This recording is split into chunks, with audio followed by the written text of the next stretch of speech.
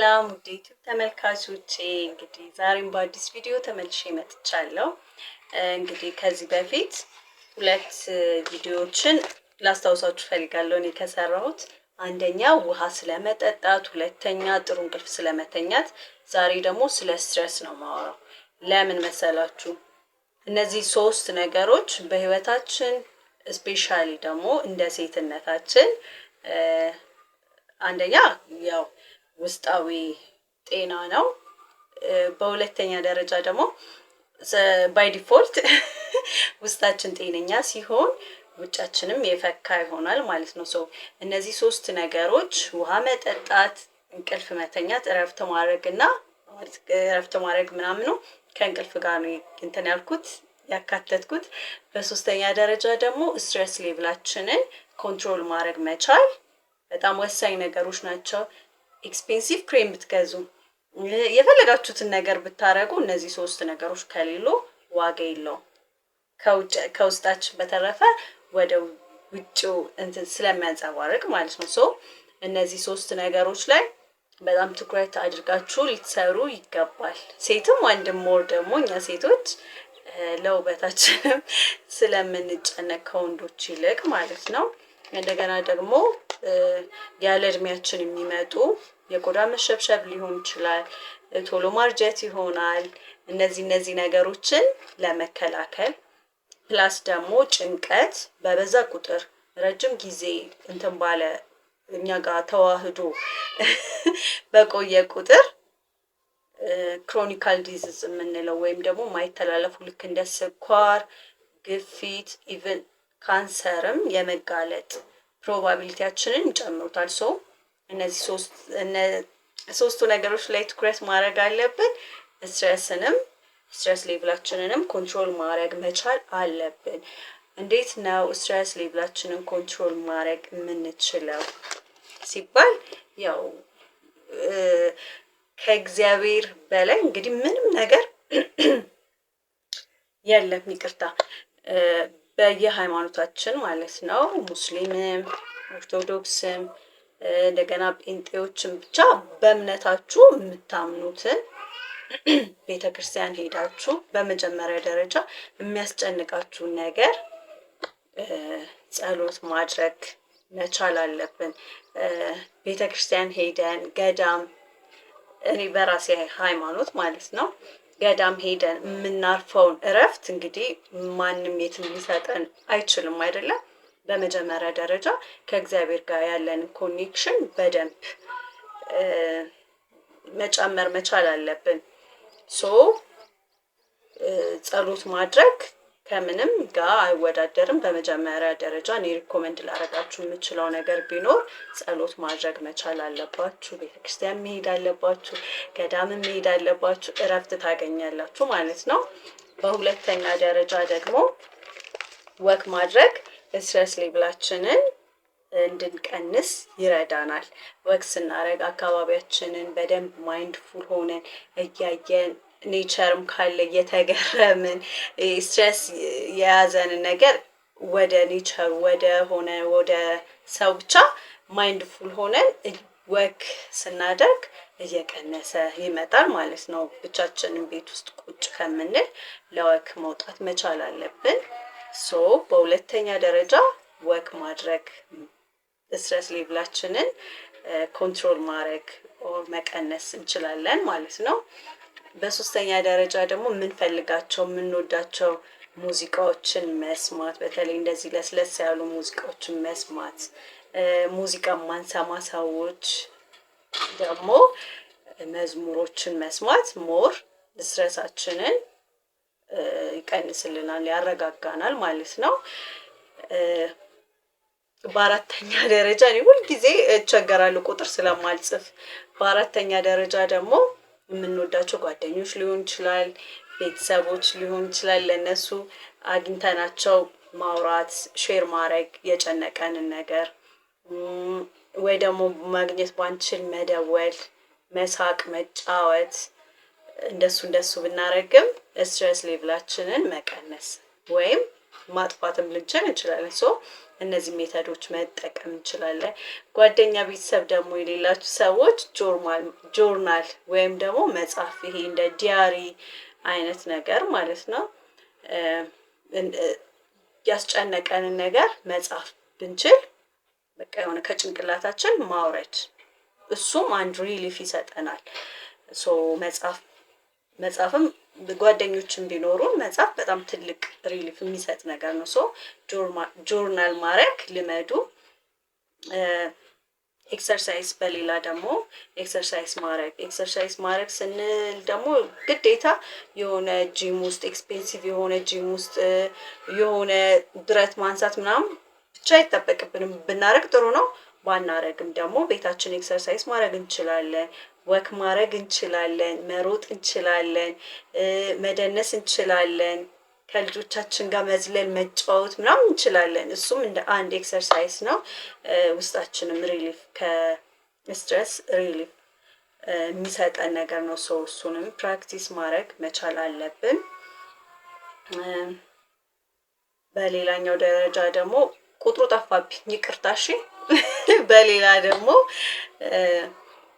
እግዚአብሔር ብዙ ነገር የሰጠን ነገር አለ አይደለ? ከመተንፈስ ጀምሮ ያው መተንፈስ ኮሮና ጊዜ አይተናል ምን ያህል ከባድ ነገር እንደሆነ ማለት ለኛ አሁን እግዚአብሔር መተንፈስን እንደ ቀላል ነገር እንደ ግዴታ ነገር እናየዋለን አይደለ? ነው መተንፈስ በማሽን የሚተነፍስ ሰው ስቲል አለ አሁን በዚህ ደቂቃ።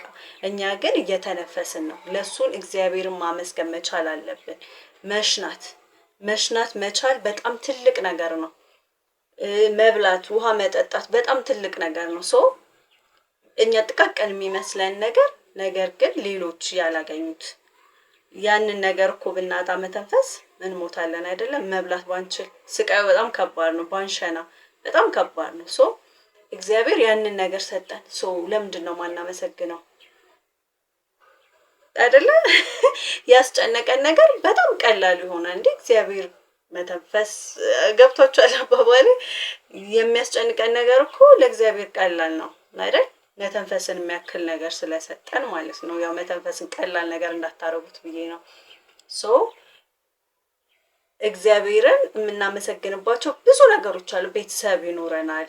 ጥሩ ቤተሰብ፣ ጥሩ ጓደኛ፣ ጤና፣ ምንበላው ቤት፣ የራሳችንን ባይሆን ተከራይተን መኖር ቀላል ነገር አይደለም። ጫማ፣ ብቻ የሆነ እኛ ቫሉ ማናደርጋቸው ግን ቫሉ ማድረግ ያለብን ነገር እግዚአብሔር ሌላ ሰው የኛን ህይወት አይቶ እኮ ይታድላ የሚለን ህይወት ነው የምንኖረው በእርግጠኝነት ማለት ነው። የበታቾቻችን ስለሚመኙት ማለት ነው። አባባሌ ያላንዛዛባችሁ ያለንን ነገር ጥቃቅን የምንለው በየቀኑ የምናረጋቸውን ነገሮች ማመስገን። እግዚአብሔር ይሄን ሰጥተኛል አመሰግናለሁ ስንል አንደኛ ለእግዚአብሔር ደሞዙ ምስጋና ነው። ሁለተኛ ነገር ደግሞ ይሄንንም አለ ብለን ከስትረሳችን የምንወጣበት አንዱ መንገድ ስለሆነ ያለንን ነገር ብንችል እየጻፍን ባንችል እንዲሁ እያሰብን ማመስገን መቻል አለብን። ምክንያቱም ያለን ነገር ከሌለን ነገር ስለሚበልጥ የአብዛኞቻችን ማለት ነው። ሶ ማመስገን በጣም በጣም ትልቅ ነገር ነው። በሌላኛው ደግሞ ቤታችንን ስፔሳችንን ጽድት ማድረግ፣ ጥሩ መዓዛ ያለው ሽቶም ሊሆን ይችላል፣ ሻማም ሊሆን ይችላል፣ እጣንም ሊሆን ይችላል። እኔ ፐርሰናሊ እጣን እወዳለሁኝ። እጣን እንትን ማለት ማጫጫስ ምናምን ደስ ይለኛል። የሆነ ደስ የሚል ሙድ ውስጥ ይከተኛል። ሶ እንደዛ እያደረግን ቤታችንን በቃ ደስ የሚል ድባብ መፍጠር መቻል እንችላለን። እሱም ከአንድ ስትረስ የሚያወጣን ነገር ስለሆነ ማለት ነው። እኔ ፐርሰናሊ ምን አደርጋለሁ አንዳንዴ ያው እኔ እግዚአብሔር በመጨረሻ ምንድን ነው መተንፈስ መቻል ስንል የሆነ ትንፋሻችንን እየያዘን ለደቂቃዎች ስንይዝ የሆነ የሚቀንሰው የሆነ ጭንቀት ነገር አለ አይደለ? እሱንም ፕራክቲስ ማድረግ እንችላለን። ዩቲዩብ ላይ አለ እንዲህ አይነት ነገሮች። የአተነፋፈስ እንዴት ነው ስትረሳችንን መቀነስ የምንችለው የሚል የሚሉ ዩቲዩብ ላይ ያሉ እንደሱ አይነት ነገሮችንም እያያችሁ ፕራክቲስ ማድረግ ትችላላችሁ። ፕላስ እንዲህ አይነት ጭንቀት በሚመጣበት ጊዜ እያላችሁ ዲስትራክት የሚያደርግ ጥሩ ጥሩ ነገሮችን እያሰባችሁ ከስትሬስ ለመውጣት ሞክሩ። ፕላስ ደግሞ ስትሬስ እንግዲህ እንዳልኳችሁ የጤናም ችግር ይዞብን ይመጣል። ሶ ተጨንቀንም ምንም ስለማናመጣ ለእግዚአብሔር ሁሉን ነገር ሰጥተን ከእግዚአብሔር ደግሞ በጣም እጥፍ የሆነ በረከት ይኖረናል። ዋናው ነገር እኛ ጥሩ ሆነን መገኘት፣ ለሰው ልጅ ጥሩ ማሰብ፣ ለራሳችንም ጥሩ ማሰብ።